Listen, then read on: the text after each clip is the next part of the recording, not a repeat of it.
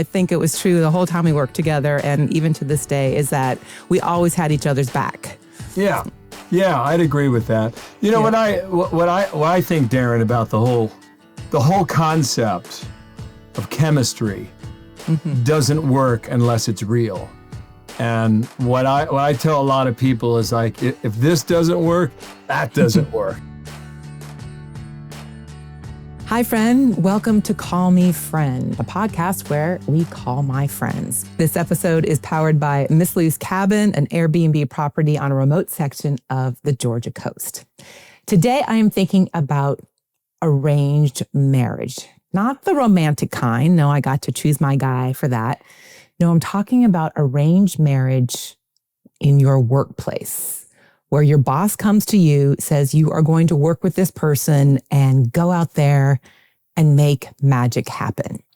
When that happens to you in network news, as it did to me twice, the boss comes to you, says, this is going to be your co-anchor. Now go out there and make magic happen while the entire world watches you work together. Before we get to the story of how that happened to me and Bill Hemmer, who was my first arranged marriage, I want to give you a little backstory. Before I made it to CNN, I worked in local news. And before CNN, I was at the ABC affiliate in Phoenix, Arizona, where at this particular station, if you were blonde, you were the news anchor. If you were brunette, you were a reporter. And if you're watching this on video, you can tell I did a lot of reporting from the desert in 120-degree heat. So there it was. I would go into this news director and say, hey, can I have a chance at being an anchor? And he would look at me and say, Daryn, in news, there's just this it. Some people have it, some people don't. Clearly you don't. So if you work really hard, one day you might be a decent reporter in Phoenix, Arizona, but why would you ever dream of being anything bigger than that? Well, I took that as a dare, and I worked really hard for my entire 5-year contract. I did become a really good reporter, and I was looking for a way out. So when this station started a weekend morning newscast, I went into that same boss and said, hey, there's this new show, and I want to be the sports anchor for that. I decided I was going to do sports. There weren't a lot of women doing sports at the time. And he said, no, I'm not giving you 2 days off a week because now you're one of my top reporters. So I proposed, what if I did it on my own time? He said, you're going to work for free? And I said, just to kind of soft sell it, I said, well, how about we try it for a month? I'll do it. I'll work late nights to be your reporter, and then I'll come in on my own time in the weekend mornings to learn how to be a sports anchor. We'll do it for a month. Well, I knew he would never watch the show. A month turned into a year and a half, working 7 days a week, late nights during the week and early mornings on the weekends. Fast forward a year and a half, I'm sending out tapes. I'm sending out sports tapes, trying to get hired. I'm sending out news tapes, nothing. Well, one of my friends, Kater, who was blonde and an anchor, she said, I have an agent who's working with women in sports. Why don't you send her your tape? So I did. And this woman got back to me and she said, actually, you're really good. You just need to update your look. I was like, what are you talking about? Now, at the time, I actually had naturally curly hair and I was wearing it kind of really big and layered. And she said, cut your hair, lighten your makeup, but be ready to go. You will be shocked how fast you go. Well, I had nothing to lose. So I went to the salon and I chopped off that hair and I made a new tape. 2 weeks later, CNN hired me as a sports anchor. The two things that boss in Phoenix told me I would never, ever be: doing sports or being an anchor. So off I went to Atlanta, Georgia to become a sports anchor. And I did sports for 3 years with CNN. It was great. It was amazing. At the end of that 3-year contract, CNN had a new boss who called me in his office and he said, I kind of like you doing the sports thing, but I'm thinking about you doing news. Have you ever thought about doing news? And that's when I fessed up, when I said, actually, news is what I really do. I just made up the sports thing to get out of Phoenix. And then he followed up to say, well, I'm thinking about making you a news anchor, but I only like news anchors who can also report, not just read off of a teleprompter. Do you have any reporting experience? Well, and that's when the whole thing came full circle. I told him, yeah, for 5 years, that's all I was allowed to do in Phoenix is become a really good breaking news reporter because that news director did not let me anywhere near the anchor desk. And so that kind of sealed the deal. And he said, I am going to pair you with Bill Hemmer. And Bill was this new young guy who had just been hired by CNN, and a work marriage was made. So how did that work out? Well, there's one way to find out. Let's call Bill.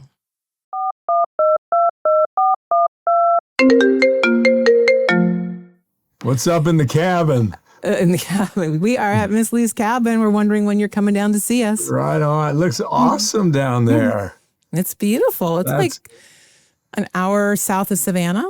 Uh-huh. Not too far from old stomping grounds for you back in your Atlanta days. Yes, indeed. Yes, indeed. Are you near Seaside or where are you? Okay, halfway between Savannah and Seaside or St. Simon's. Okay, I dig it. Hey, it's great to see you. You look great. Thank you. You too. You know how we have to start. Yep, do it. You ready? Right on. Banana toast. As directed. Right on. Right back there you go. Do you want to give them the story or? Well, I was trying to put it together in my head. And first pre-story, when Jessica, your PR rep, reached out this morning and said, okay, Bill can talk at noon. I said, okay, but can you get him a banana? Uh-huh. She's like, okay. I go, the things they don't teach you in PR school, Jessica. But so the message came back. Okay, he has a banana. Let's do this. So here we are. So what's your version of the banana story? Well, my version is, obviously we used to work together and we worked together, our lives were very much intertwined with each other for years at CNN. And actually, Daryn, I mean, still to this day, that I use a banana at 9:30 in the morning every day. And everyone says, why don't you change it? So, switch it up. But like for the jobs that we do, just a banana is like you can't eat popcorn, all right? Right. You need to have something that dissolves quickly and so you can keep on working and get the energy from it. So that's the story. And to this day, you're the only one I've worked with who also had a banana at 9:30 in the morning.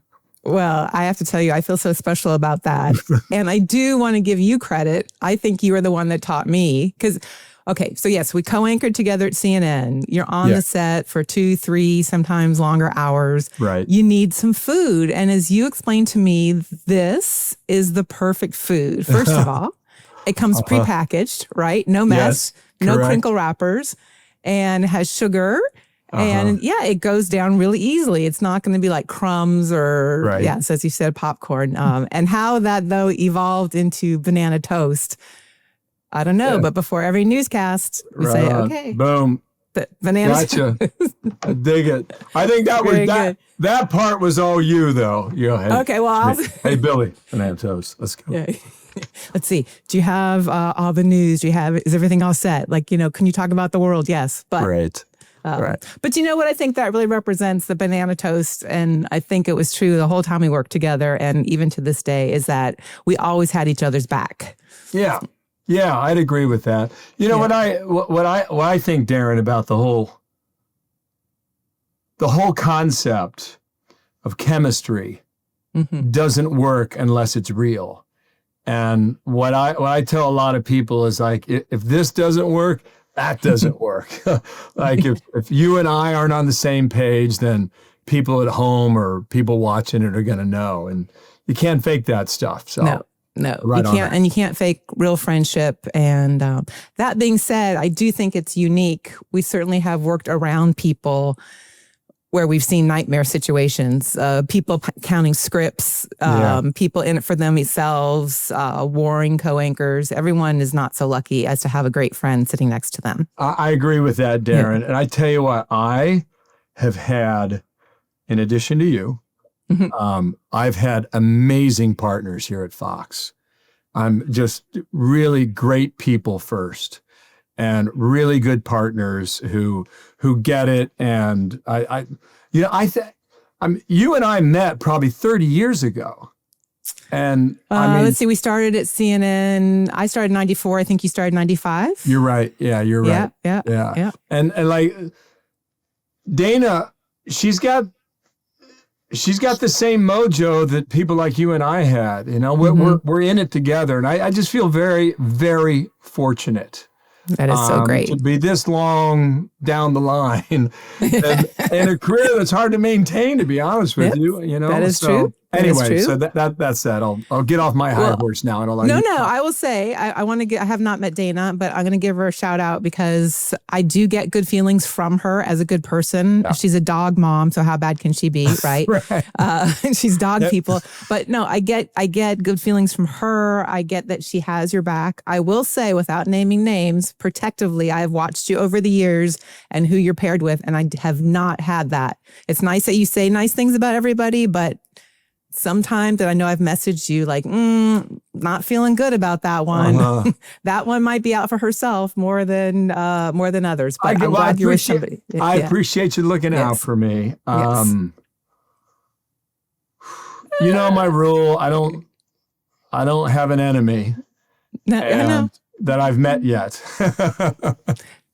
That's why some of your other friends need to look out for you. But here we are in the present, and Dana's good people, and I feel good as if I have power. I feel good sending you out there with her every single day. I appreciate it. Thank you, Daryn. Yeah. Thank you. Yeah, absolutely. A couple of personal questions. I'm just wondering how you're doing, how the family's doing. I know you lost your dad back in February, and we exchanged some notes, but what a giant your dad was. Yeah, you know, I learned so much through his passing that I did not know. And about him or just about life? A little bit about him. You know, he wasn't the kind of guy who gave up a lot. You know, you'd have to really pull it out of him. But what I learned, among many things, I would say just for the sake of this conversation, is that a lot of people don't have the opportunity to say goodbye. And he gave us 5 months. And given his condition, it was hard. But we chose home care. I'm glad we did. Anyone who's watching knows the challenge of home care, but I also think they know the rewards and the benefits from that. And you need a really good family. You need a really good, close circle of folks who are willing to be in battle every day. And thank God, between my mom and my siblings, we were there for each other. So, God bless his soul. I don't even feel like I've lost him. I just feel like his energy is still around me every day. And, he's correcting me as I go. Hey, Billy, you sure about that? You sure we want to do that? So, God rest his soul. And I thank God that he's out of pain. And I thank God that we had a chance to say goodbye.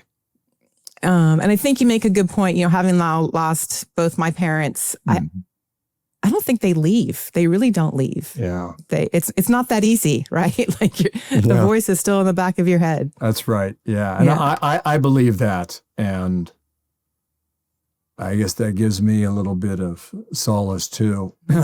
I would say the other thing is that when you've lost a loved one, just having the chance to talk to them, they're, given the fact that their spirit is still around us, what I've learned is that if you have an issue that you want to figure out, or have a question about what something is coming up in your life, that day, that night, or the next day, or the next week, if you just ask the question, and if you're quiet long enough, you will get a very simple answer as to what you should do. And I think that guidance and direction is something I very much believe in. The quiet long enough is not an easy part for you, Billy. Sometimes. Yeah, sometimes. I guess it depends on how bad I really need it. Yes, exactly. And as we get older, we get better. Yeah. We get better. I do have to say, one of the things that was I really enjoyed about becoming friends with you, as you had to point out 30 years ago, was getting to know and hear about your family. And as you said, all roads lead to the Natty. All roads lead to Cincinnati. But this family that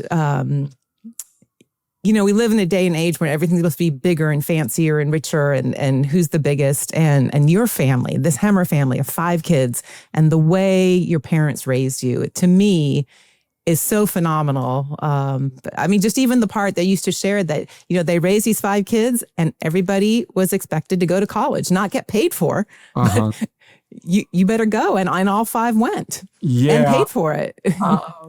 Well, yeah.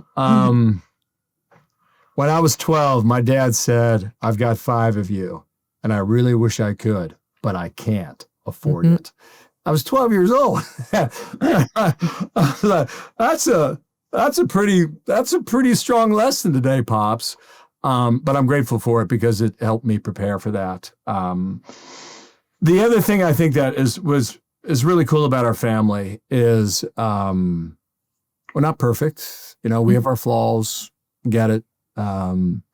We don't always get along, but we try. It was always the intention of my parents to have a family unit that was together and tight and relied on each other.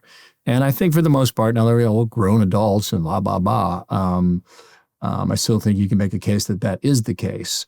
But there's one thing we started way back when was this annual trip that we would take to the beach. And I think you're well aware that we go to the Carolina shore in the summertime. Are you guys still doing that? We're still doing it. It's, for the sake of your audience, it's called the Hemmerhaj, the annual pilgrimage to the Carolina shore. And we'll do that toward the end of June. And what I think is neat about it now, Daryn, is that we're in our 4th generation of the family. And so, mom and dad, kids, their kids, and now their kids. So you got 4 generations and everybody still wants to go. Everybody still wants to go. And it may sound obvious to some people, but in reality, it's not. But the fact that you want to spend time with your blood, I think it's quite admirable. And I think it's probably the highest compliment that I could give my parents. That's what I'd say. And that's how I'd make the case that your dad died a very, very rich man. And a very accomplished man as well. He would agree with you. And to Mom, too. Of course, your mom's her own force. Let's not... She is a force. Let's not keep Mrs. Hemmer out of the conversation because, she's a force as well. So also coming up in June, I don't think it's a coincidence that we're talking just a couple days before June 1st. Oh, right. A day that I always make sure to say, Billy, it's June 1st. You want to talk about the significance of June 1st for you? Yeah, I love June 1st. I've always got it circled on my calendar. You're right. Good memory. June 1st, 1980, CNN went on the air. Yep. I was a cable news. I'm a child of cable news, as are you. We really got deep into our bone marrow in the late 80s, early 90s, which seems like probably a foreign concept for a lot of younger people today. But it was really it opened our eyes to the world in so many ways, whether it's Washington or affairs happening overseas, CNN was the way you got that. So on June 1st, 1993, I came home from backpacking around the world for a year. And by the way, this was not Paris, Amsterdam, London. Nope. This was largely third world or emerging markets. On June 1st, 1995, I flew to Atlanta. It was my first business day trip. And I auditioned with Bob Fernand in Atlanta, and I got the job. And so I tied all my contracts to June 1st for years. And that's the significance of the 1st of June. There you go. I mean, you have had this incredible career, both at CNN and Fox. You're not the only one. I mean, I've thought of some other people, I think Greta Van Susteren was at both. Paula Zahn went to both, Ed Henry. But you and your runs at both have been incredible to really be implanted and embedded and in the DNA of both of those organizations. That's pretty incredible. Well, I appreciate that's high praise. Thank you. Look, I loved my time at CNN. I mean, it was a 10-year run and it was amazing. To be able, Daryn, you and I go out and cover these stories and we see the lives of millions of people change before our eyes. That's not just a job, that's a privilege. And I've had the same opportunity here for the last 20 years. And just the people you're able to meet are extraordinary. whether they're developing, artificial intelligence today, or whether they're just, folks on a street corner trying to live to the next day. They're all amazing, and they've all got their own singular story. And to hear it, and to be able to share that with a wider audience, it's always been a privilege. I tell you what, my dad sold mattresses. He was a sales executive for certain mattresses. And I always heard that car fire up at 8:05 every morning. They'd come home at 6:00 at night. And I said, Pops, you did this job for 35 years and he loved it. And I could never really understand why. And I think for him, it was the competition of the sales that helped drive him. And I thought, man, if I'm going to be working for 35 years, I better find a job which challenges my brain. Because at a very young age, I thought as long as you're forced to think, you will never get bored with the job. That's true. And so I sort of sought that career. And luck, I guess, right? I got lucky. Yeah. Well, and I found it. Okay, you have to have luck in this business, but I think the thing, and I'm just speaking for what I think sustained both of us at CNN for so long and now into you, be good and be nice. And you also have always had a sense of put me in, coach, right? It's not like I can't, I won't. It's your hand's always the first one up. And I think that carries you a long way. I think that really does. I appreciate that. I mean, the three things that when we mentor folks here at Fox, we meet with a lot of young people. Maybe they're in college, maybe they're in the early days of their career. Maybe they already work here, maybe they don't. Maybe they want to work here, et cetera. I just say, if you can live by three rules, it's ask 1,000 questions, play well with others, and always be available. And whether it's in this business or any other business, I think if you think about those three tenets of life, when it comes to the discipline of your job and your career, that you're going to find a way to success. I think I'm right about that. I think you are, well, at least for our generation, but I think the young people today, I mean, those last two that you mentioned, I think can be hard. When we were coming up, we had to get picked, right? You had to get to that small market. You had to have Cincinnati pick you. You had to have CNN pick you. Now, well, kind of like what I've done with this podcast, any young person can just hire themselves, right? There's not that same sense of you have to go and sacrifice and work those weird hours just because some boss tells you have to. Yeah, I think that's a good point. I've learned that it really comes down to how much you want it. Yeah. And for anything, I've learned right? that it really comes down to how interested you are in the profession. And if it's just a passing interest, you're going to look around and find something else to do. And that is A-okay. I'm just saying, I'm just making the case that if you want your mind to be intrigued every day, and you have that measure of curiosity, if you live by those three rules, eventually you're going to find a path that leads you to really good things. That's what I believe. I agree. Another thing that you and I have in common is we both keep old friends. We have friends from many different chapters of our lives. And with those different friends, whether they're professional or personal, and having lived in these two separate worlds of CNN and Fox, do you get, Bill, how could you? How could you have worked at CNN? How could you work at Fox? Do you get pushback from any different people in your life? I would say maybe on occasion. But I think the thing they want to know most is what's the difference between Fox and CNN. And, I don't know if I'm that good of I don't know if I can make that great of a comparison anymore because it's been 20 years. Yeah, that's true. That's a long and they're time. They're different places, right? 100%. Like what CNN is today. Yeah, yes. I would argue too that they're different places now than they were when we worked together as well. Absolutely. Look, I mean, okay, it's just we're throwing out rules. Another rule of mine is not to speak badly of others, and I'm not about to. I think gossip is bad karma, and eventually it comes around, and you pay a price for it. I just would say this, Daryn, that I had 10 amazing years at CNN, and I've had 20 amazing years at Fox. And I just consider myself to be very fortunate and very lucky.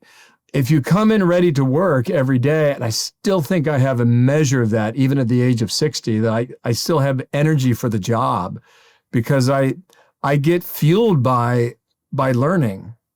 And if I didn't have the gig, Daryn, I'd be watching like Knick games, which I will tonight, by the way. Or I'd be watching. That's not such a bad thing this season. Yeah, or watching Bengal games. Yeah. But I would say, to answer your question specifically, a lot of people want to know the difference between the two. Yeah. And I don't think that I'm the best arbiter anymore because I think it's been too long. Been too long, yeah. I think the other thing of like the how could you question, how could you work at CNN? I get that. How could you work at Fox? Mm-hmm. I think that's to suggest, some people might live in silos. I do have friends that live in a silo where they have a certain point of view and they don't want to know anybody else who has any other point of view. But I don't think that's true with most of America. I think most people, even who have the strongest views on any end of the spectrum, have friends and family that are different, right? Mm-hmm. And we're a mixed crowd. And to suggest that there aren't other things out there, I think is just kind of naive. One thing I just added that I really appreciate you saying that. Yes. Mm-hmm. My colleagues are awesome. And I know that they've got my back, and I know they're going to work hard for this or that or the other. And they come from all over the country, and I've always been super impressed by, the sense of, we were talking about family a couple minutes ago, the sense of work family that you have. Yeah. It makes a big difference when you're putting so much of your life into a job. And, Daryn, I don't think that's something that people on the outside will ever pick up on or think about.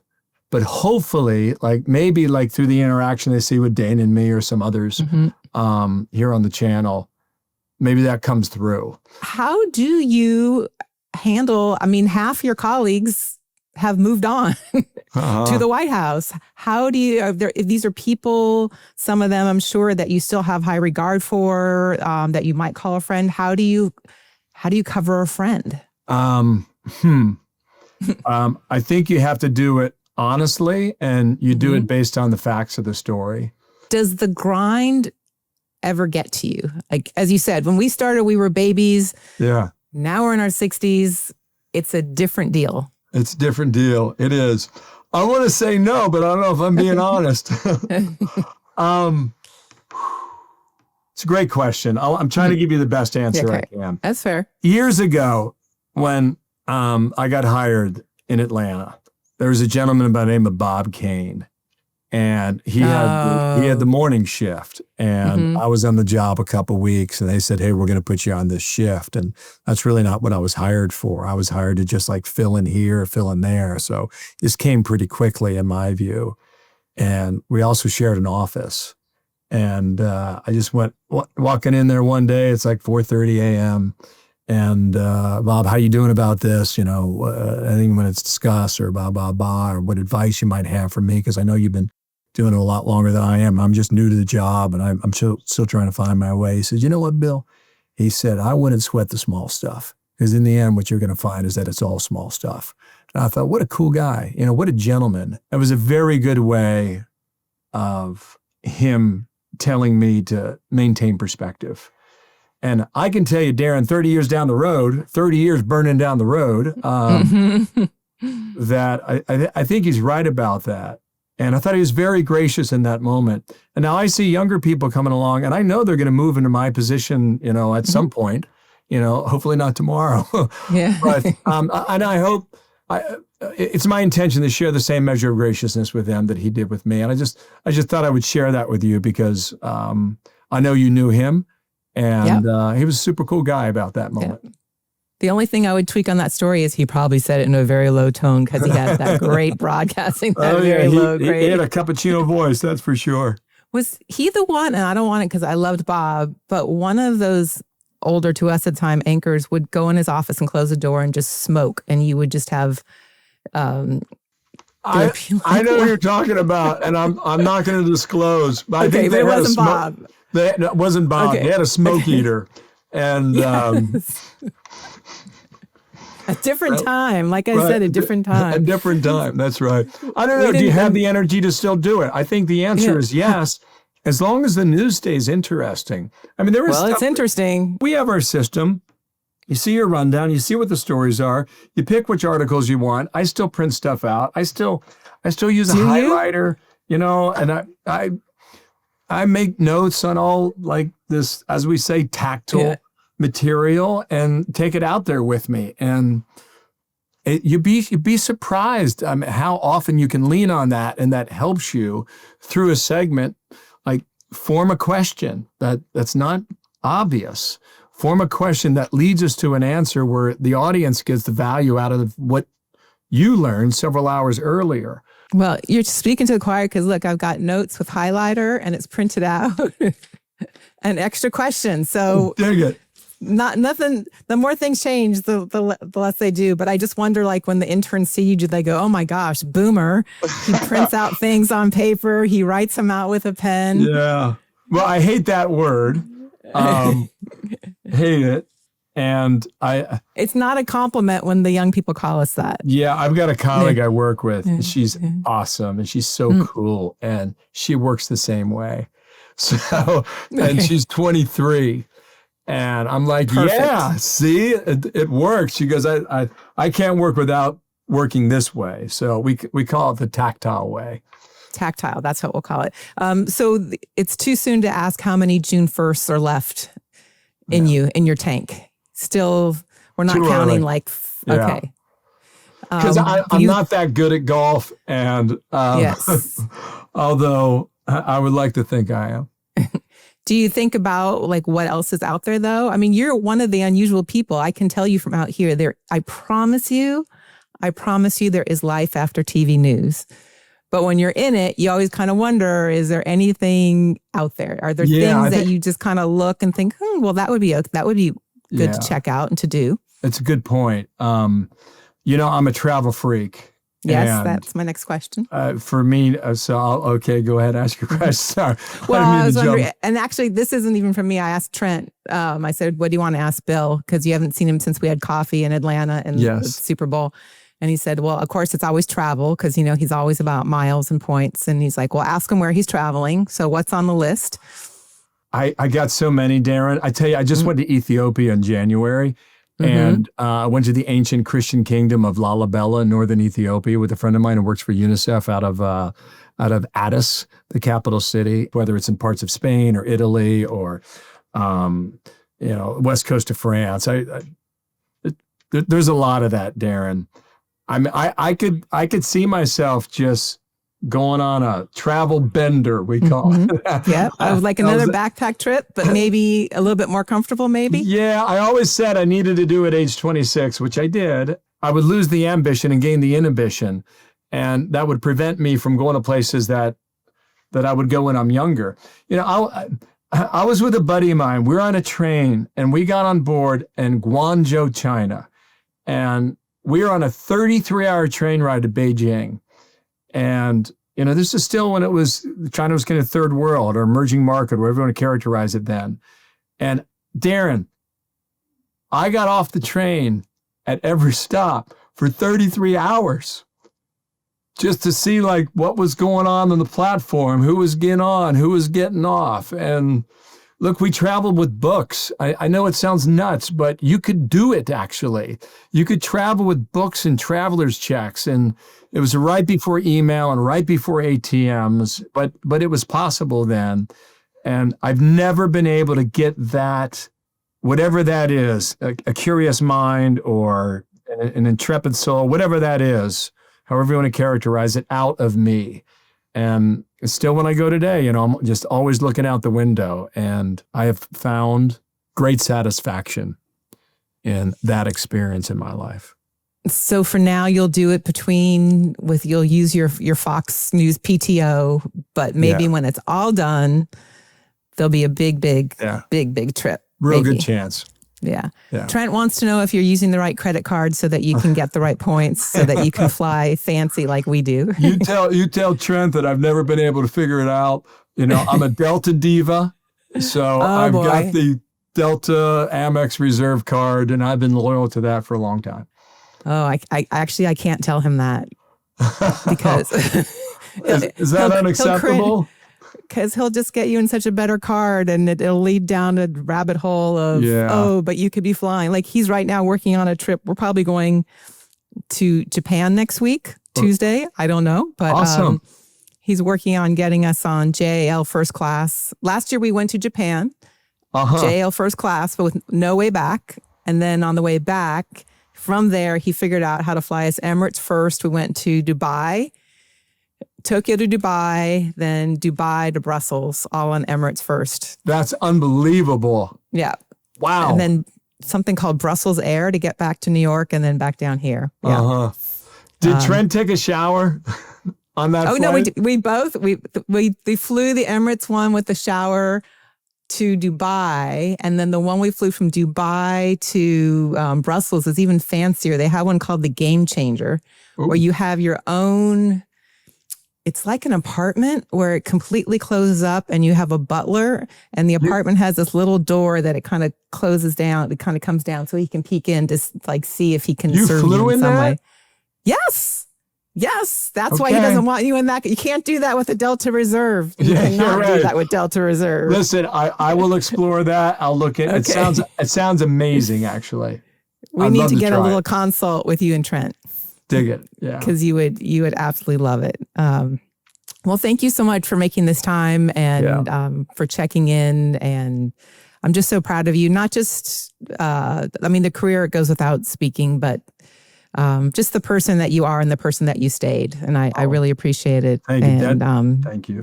Keep doing it and come see us. You got it right on. Cabin. Thank you for your kind words. That's high praise. I really appreciate that. Thank you. And for you, I'll give you a little banana toast. Oh yeah, let's finish that. Let's finish with the banana toast. There we go. See ya. Nice. Best of Trent. See you, Daryn. You got it. Thanks, Billy. Bye-bye. Well, that was sure fun to catch up with Bill, my TV husband. And really nice to know that all this time later, we still have good chemistry, still have this friendship, still there rooting for each other. And what a bonus. I'm the only one he does the banana toast with. Talk about feeling pretty special. Banana toast to you, Bill. So I'm wondering about you, because of course, as I like to say, this podcast isn't just about my friends. It's about your friends as well. I'm wondering what your experience has been with a work spouse, a work husband, a work wife. Do you have someone really special who over the years has really made a difference in your career, a difference in your life? I would love to hear about them. And I have a lot of ways that we can communicate like this. First, you can call me, because this is Call Me Friend. The number is 912-766-0446. As always, that number is down in the show notes if I said it too fast. Give me a call and let me know about your work spouse. I would love to hear that story. And of course, you can also find me across all the platforms on Instagram, Facebook, Twitter, all the places. Just look for Call Me Friend Podcast. One of my favorite things I love to do every day is check the friend line. That is the phone number that you can call 24/7 and let me know how a friend of yours has impacted your life. I love meeting your friends through you. Here's this week's call. Hi, Daryn. Our paths crossed at CNN in the early 2000s. I was on the affiliate desk. I'm happy to hear of your new venture. This might be a good opportunity for me to share. So my story is this. My mother is going to be 88 years old this August, and she has had the same group of friends since childhood. They went to elementary school together, high school together, were in each other's weddings, raised families together. And now these women are widows together. My father passed away 5 years ago. Not long after that, my mother's friends lost their husbands too. But these women still get together to talk to each other, to take each other to lunch. They go to church novenas. And of course, a couple of runs to the casino. These women are a constant source of reliability and steadiness in a world that is moving very fast. And as you can tell, this makes me very emotional. Thank you so much. All the best to you. You might ask how you can best support this podcast. It's like you hear on the other shows. Listen, subscribe, share, tell your friends about it. That is really how we're going to grow and how I can call more friends. So I really appreciate your support, doing all those things. And at the end of the day, please just call me friend. You've been listening to Call Me Friend. Executive producers for the show are Daryn Kagan and me, Daryn Kagan. The show is produced by Produce Your Podcast and Journeyist Inc. Production by Abe Fallick, Tammy Gagno, and Rob Pa. Before you go, Call Me Friend is more than a podcast, it's a community. So head over to callmefriendpodcast.com to join the conversation. Or you can call or send a text to 912-766-0446, and you can leave Daryn a message there, or maybe even share a story of your own. Because when life gets real, you don't have to go it alone. Call a friend. Call this friend.